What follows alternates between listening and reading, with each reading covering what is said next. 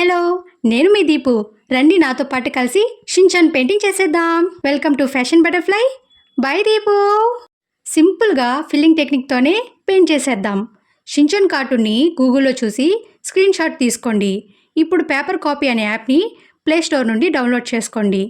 తర్వాత యాప్లోకి వెళ్ళి ఇమేజ్ని సెలెక్ట్ చేసుకొని మనకి నచ్చిన సైజులోకి అడ్జస్ట్ చేసుకొని లాక్ చేసుకుంటే ఇమేజ్ కదలకుండా అలానే ఉంటుంది.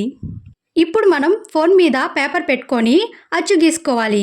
తర్వాత క్లాత్ మీద కార్బన్ పేపర్ని పెట్టుకొని దాని మీద మనం గీసుకున్న అచ్చు పేపర్ని కూడా పెట్టుకొని పెన్తో అయినా పెన్సిల్తో అయినా డ్రా చేసుకున్నామంటే క్లాత్ మీద మనకు అచ్చు పడిపోతుంది.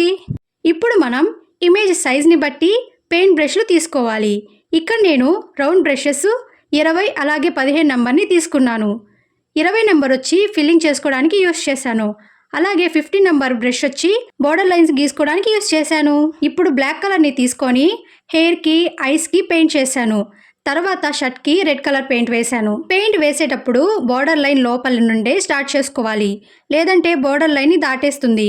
రెడ్ పెయింట్ ఆరిపోయాక మళ్ళీ నేను వైట్ కలర్ని అప్లై చేశాను, ఎగ్జాక్ట్గా షిన్చాన్ షర్ట్ కలర్ రావడానికి. ఇక్కడ వైట్ కలర్ని నేను వేసేటప్పుడు పెయింట్ అప్లై చేసి లైట్గా బ్రష్ని వాటర్కి టచ్ చేసి స్ట్రోక్ ఇచ్చాను.